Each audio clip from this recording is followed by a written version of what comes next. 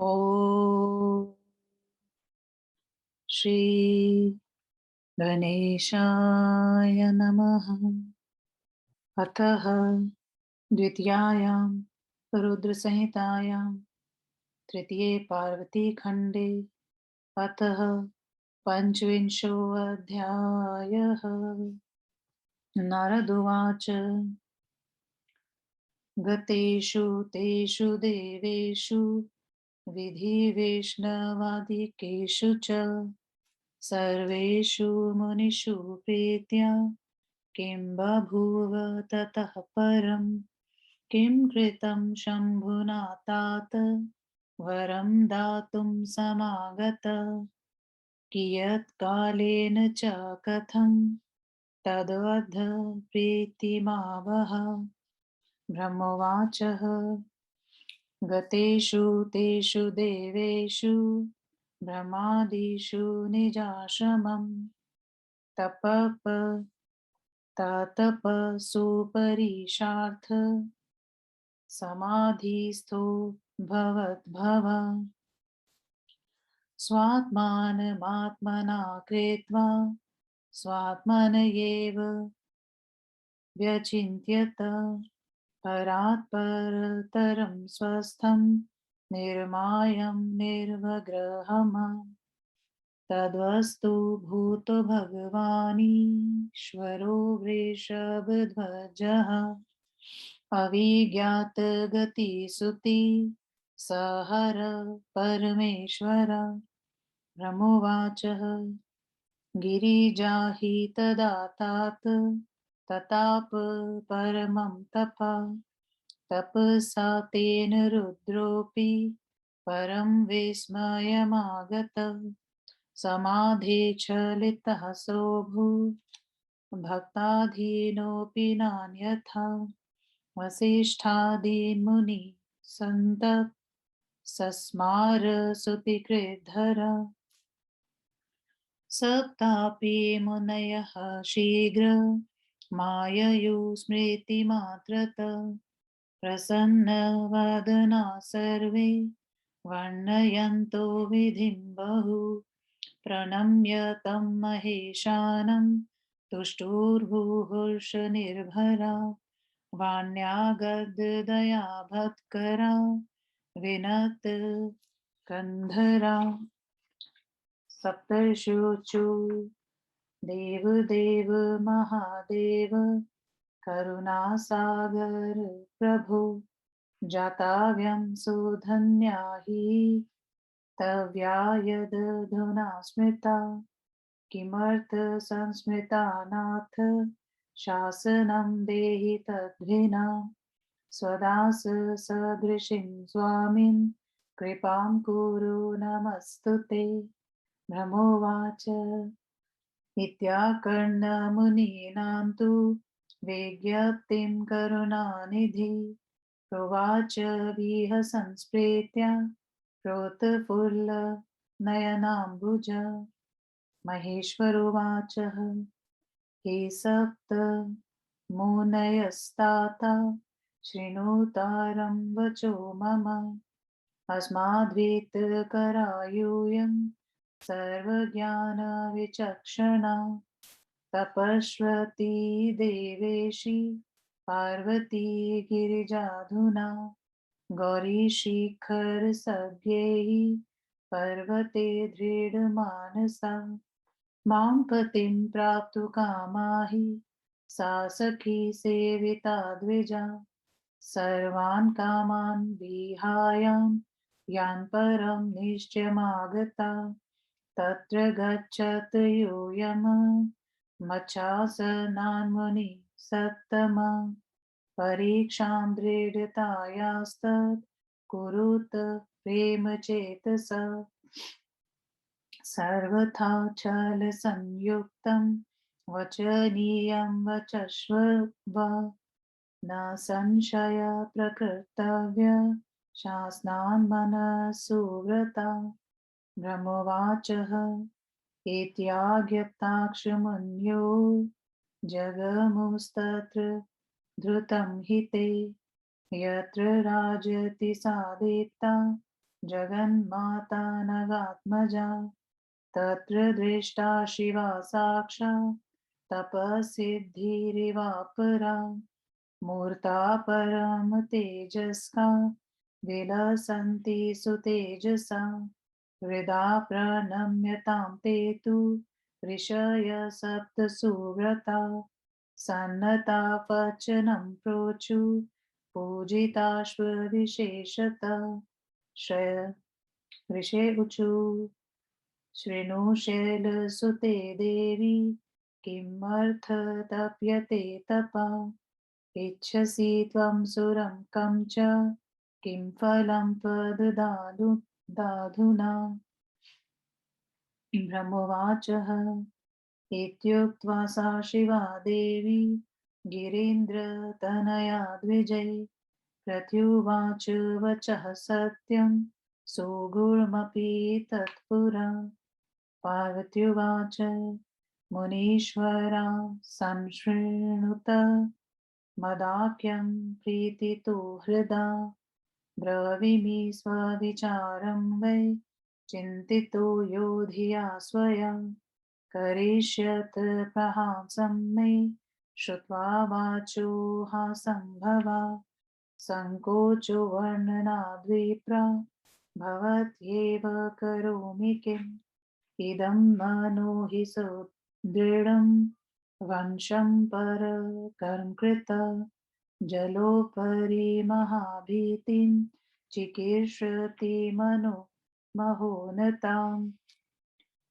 सुरश्रेशासनं प्राप्य करोमि सुदृढं तपा रुद्रपतिर्भवे मे हि विद्यायेति मनोरथम् अपक्षो मन्मनः पक्षी व्योम्निम् उडीयते हठात् तदा शां शङ्करः स्वामी पिप्रतु करुणानिधि ब्रह्मोवाचः इत्याकर्णवचस्तस्य विहस्य मुनयश्च ते सम्मानय गिरिजां प्रीत्या प्रोचु छलवचो मृषा ऋषेयुचु न ज्ञातं तस्य चरितम् वृथा पण्डितमानिना देवशे क्रूरमन्नसः सोऽज्ञा भूत्वा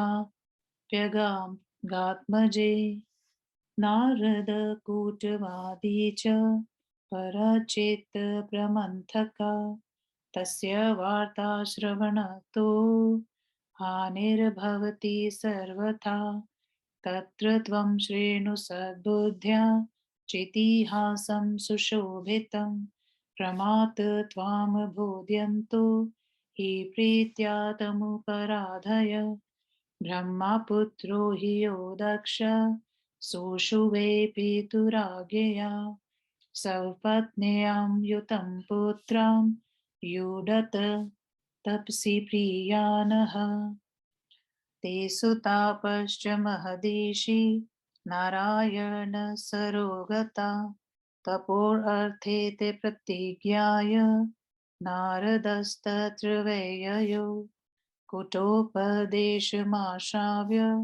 तत्र तानारदो मुनि तदाज्ञा च ते सर्वे पेतुनग्रह आययु तच्छ्रुत्वा कुपितो दक्ष पित्राश्वासितमानस उत्पादपुत्रा न प्रायुन्दक्त सहस्रामीतांस्ततः तेऽपि तत्र गता पुत्रा सत्पूर्थपितुराज्ञया नारदोऽपि ययो तत्र पुनः सतस्त स्वोपदेशकृता ददौ तदुपदेशेम ततेभ्यो भाद्रपथं ययु आययो न पितुर्गेहं भिक्षुव्रतिरुताक्षते इत्थं नारदसहध्वतिर्विश्रुता शैलकन्यके अन्यां श्रेणो हि तद्वितिं वैराग्यकरनिन्द्राणां विद्याधर चित्रकेतुर्यो बभूव पुराकरोत् स्वोपदेशमयं दत्त्वा तस्मै शून्यं च तद्ग्रहम्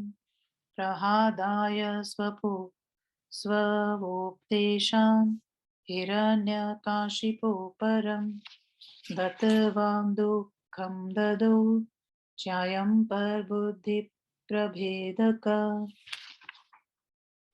मुनिनानेजविद्या यच्छ्राविता कर्णरोचना सा स्वगेहं विहायाशु भिक्षां चरेति प्रायशः नारदो मलिनात्मा हि सर्वदोज्ज्वलदेहवान् जानीमस्तं विशेषेण वयं तत्सहवासिनः बकं साधुं भन्यन्ति समत्स्यान्ति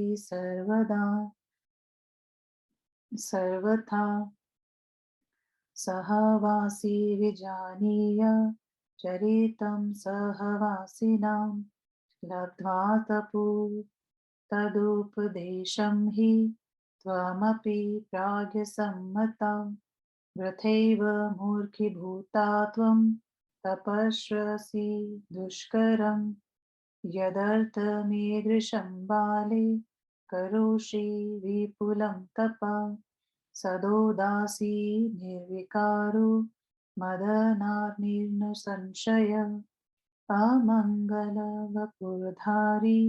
निर्लज्जो सद्नोकुली कुवेशी प्रेतभूतादि सङ्गीतज्ञो हि शूलभृत सधृतस्तव विज्ञानं विनाशाय जिन्मायया मोयामास सदुक्त्या कार्यामास वै तपः ईदृशं हि वरं लब्ध्वा किं सुखं सम्भविष्यति विचारं कुरु देवेशि त्वमेव गिरिजात्मजे प्रथम दक्षां साध्वी विवाहा सुधिया सतीं निर्वाहं कृतवानेव मुराकिचिदिनानि हि तां तथैव सैदोषं दत्त्वा त्याक्षीत् स्वयं प्रभु ध्यायन् स्वरूपकलं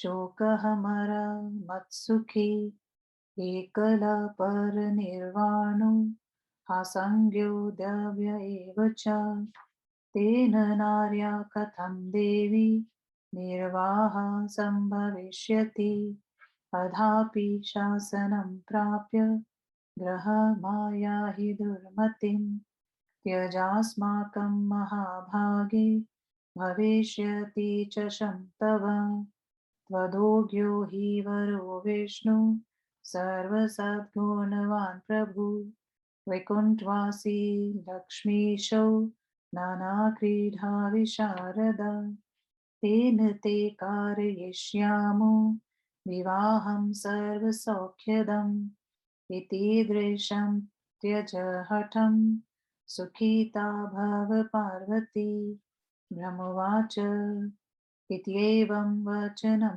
श्रुत्वा पार्वती जगदम्बिका विहस्य च पुनः प्राह मुनिज्ञानविशारदाम् पार्वत्युवाच सत्यं भवति कथितं सज्ञानेन मुनीश्वरा परन्तु मे हठो नैव मुक्तो भवति हे द्विजा स्वतनु शैलजातत्वा काठिन्यं सहजं स्थितम् इत्थं विचार्य सुधिया मां निषेधुं न चार्हथ सुरर्षेर्वचनं पथ्यं त्यक्ष्ये नैव कदाचन गुरूणां वचनं पथ्यमिति वेदविदो विदु गुरूणां वचनं सत्यमिति येषां दृढा मतिः तेषामिहा मुद्रः सुखं परमं न सुखं क्वचित् गुरूणां वचनं सत्यमिति यद् हृदयेन धी इहामुत्रापि तेषां हि दुःखं न च सुखं क्वचित् सर्वथा न परित्याज्यं गुरूणां वचनं द्विजा ग्रहं वसेद्वा शून्यं स्यामे हठ सुखत् सदा यद भक्ति सुभण्डितं वचनं मुनिसत्तमा तद् तदन्यथा तद्विवेकम वण्यामि समासत गुणाल्यो व्यारि च विष्णु सत्यं प्रकृतितः सदाशिवो गुणः प्रोक्त सत्तत्र कारणमुच्यते शिवो ब्रह्मा विकारः सा भक्तेतुर्धृताकृति प्रभूतां लौकिकीं नैव सन्दर्श्य येतुमिच्छति अतः परं हंसानां धार्यते सुप्रिया गति अवधूतस्वरूपेण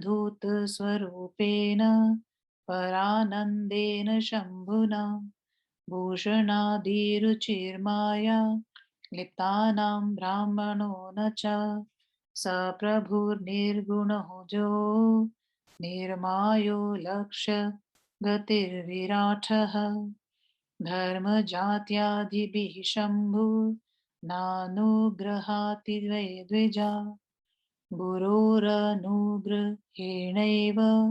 शिवं जानामि तत्त्वता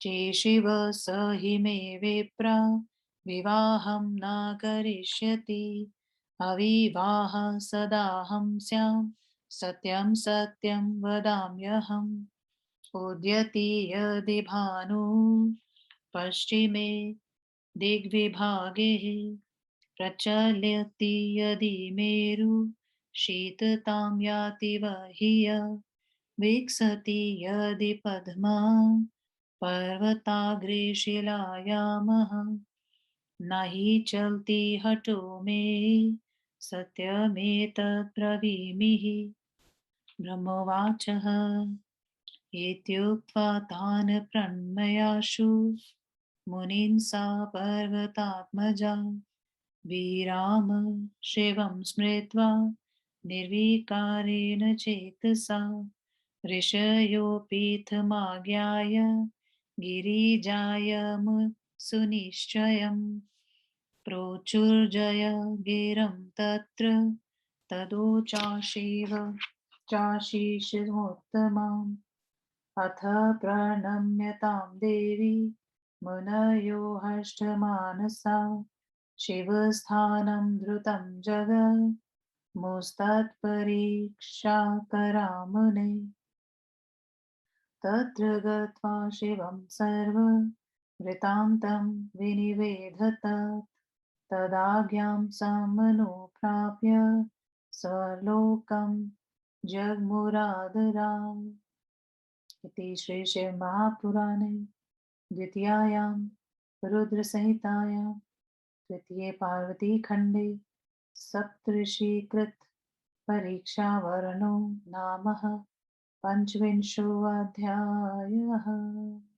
25वां अध्याय हिंदी अनुवाद नारद जी ने कहा ब्रह्मा विष्णु आदि देवताओं तथा मुनियों के चले जाने के बाद फिर क्या हुआ हे तात शिव जी ने क्या किया कितने समय के बाद और किस प्रकार वर देने के लिए आए प्रसन्न होकर इस वृतांत को सुनाइए ब्रह्मा जी ने कहा ब्रह्मा आदि देवताओं के अपने आश्रमों को चले जाने पर पार्वती के तप की परीक्षा करने के लिए शिव जी समाधिस्थ हो गए अपनी आत्मा से ही उस आत्म तत्व का विचार करने लगे जो पर से परे माया रहित स्वतंत्र एवं नियंत्रण से सर्वथा मुक्त है वृषभ ध्वज भगवान शिव जी उस समय पार्वती के हृदय स्वरूप हो गए इनकी गति को कोई नहीं जान सकता क्योंकि वे सृष्टिकर्ता और परमेश्वर है ब्रह्मा जी ने कहा हे नारद उस समय पार्वती कठोर तप कर रही थी उसकी उस तपस्या को देखकर शिव जी भी आश्चर्यचकित हो गए भक्त के अधीन होने के कारण वे समाधि से विचलित हो गए तब सृष्टिकर्ता उन्होंने वशिष्ठ आदि सप्त ऋषियों का स्मरण किया।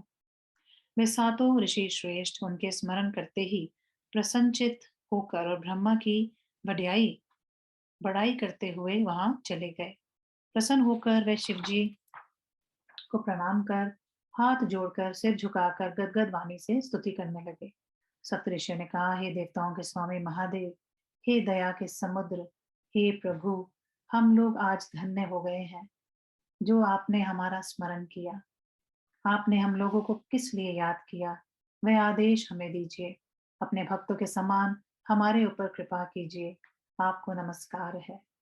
ब्रह्मा जी ने कहा, करुणानिधि शिव जी ने इस प्रकार मुनियों के निवेदन को सुनकर हंसते हुए प्रेम से विकसित नेत्र कमलों वाले भगवान ने कहा, महेश्वर ने कहा, हे मेरे प्रिय सातों मुनियों, मेरे वचन को शीघ्र सुनिए।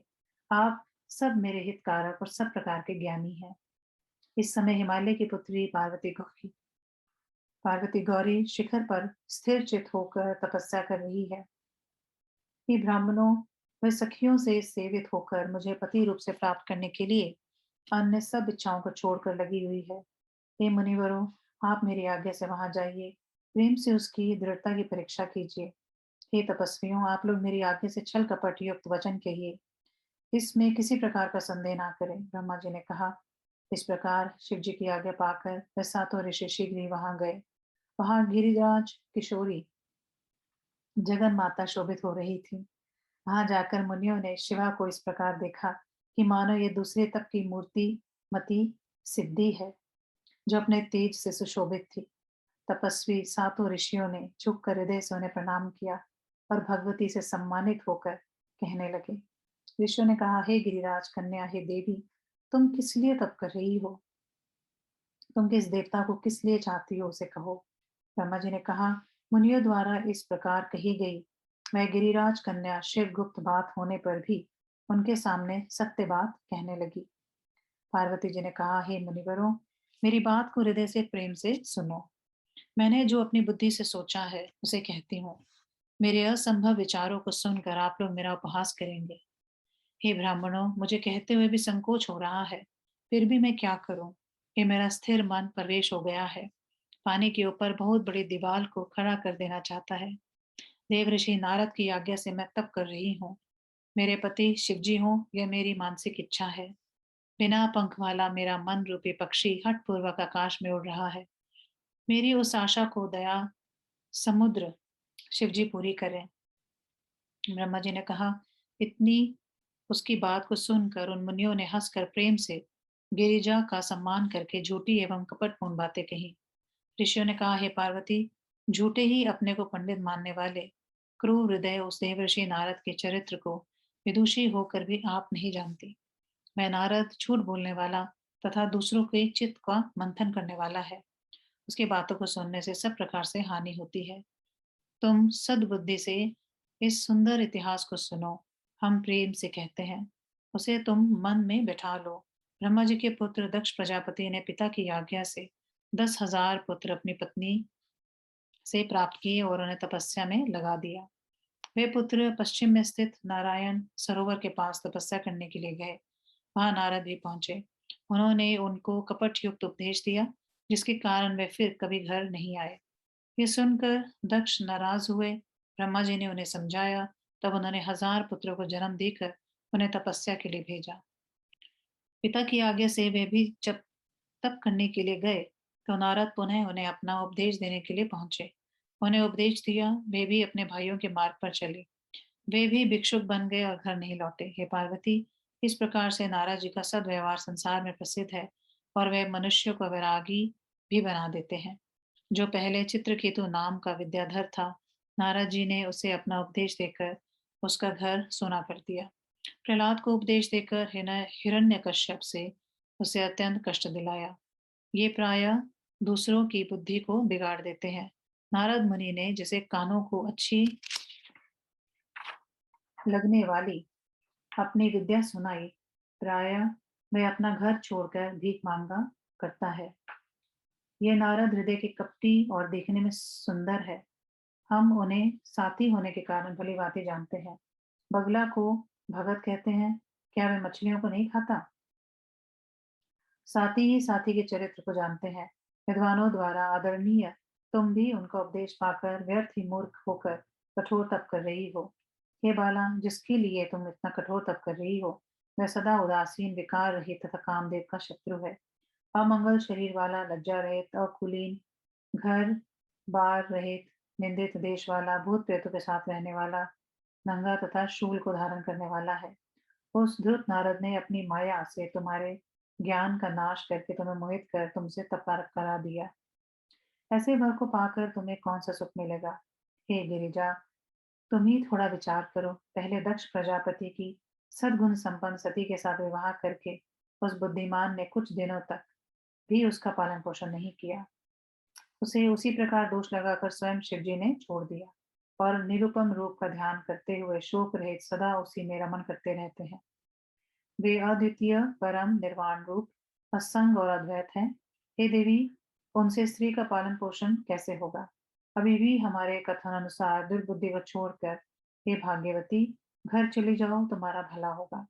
तुम्हारे योग्य वर, समस्त गुणों वाले, वैकुंठ में निवास करने वाले, लक्ष्मी के स्वामी, अनेक क्रीड़ाओं में कुशल भगवान विष्णु है। उनके साथ हम तुम्हारा विवाह करा देंगे, जो सभी प्रकार के सुखों को देंगे। इस प्रकार के अपने हठ को छोड़कर हे पार्वती, तुम सुखी हो जाओ।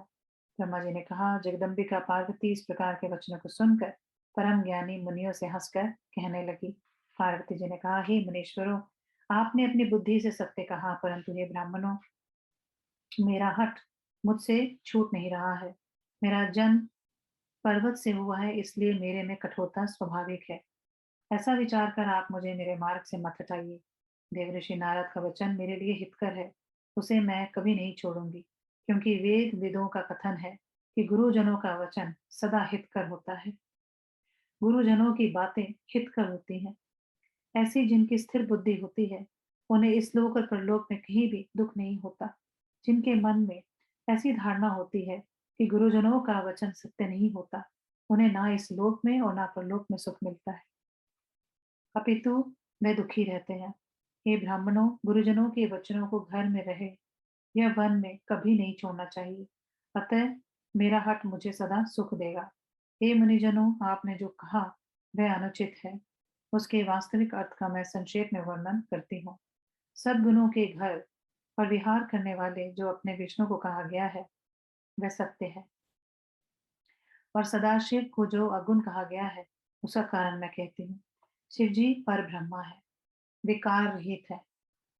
वे भक्तों के लिए स्वरूप धारण करते हैं। वे लौकिक प्रभुता को दिखलाना नहीं चाहते। अवधूत रूप धारण करने वाले शिव परम आनंद में मग्न होकर परम हंसों की गति को धारण किए रहते हैं। भूषण आदि को धारण करना ये माया का विषय है। वे ब्रह्मा है, अतः उस माया में लिप्त नहीं रहते। वे प्रभु, निर्गुण, अज माया रहित, अलक्ष्य गति तथा विराट है। हे ब्राह्मणों, धर्म, जाति आदि के आधार पर शिव जी कभी कृपा नहीं करते। मैं गुरु की कृपा से ही वास्तविक रूप से शिव जी को जानती हूँ। हे ब्राह्मणों, यदि शिव जी मेरे साथ विवाह नहीं करेंगे, तो मैं सदा कुंवारी ही रहूंगी। ये मैं सच कह रही हूँ।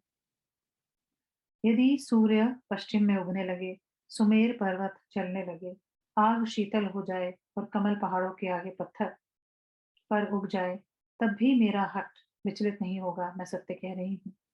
ब्रह्मा जी ने कहा। इतना कहकर पार्वती उन मुनियों को प्रणाम कर चुप हो गई। फिर विकार रहित मन से शिव जी का स्मरण करने लगी। ऋषियों ने भी इस प्रकार गिरिजा के निश्चय को जानकर उनकी जय जयकार करके उसे उत्तम आशीर्वाद दिया।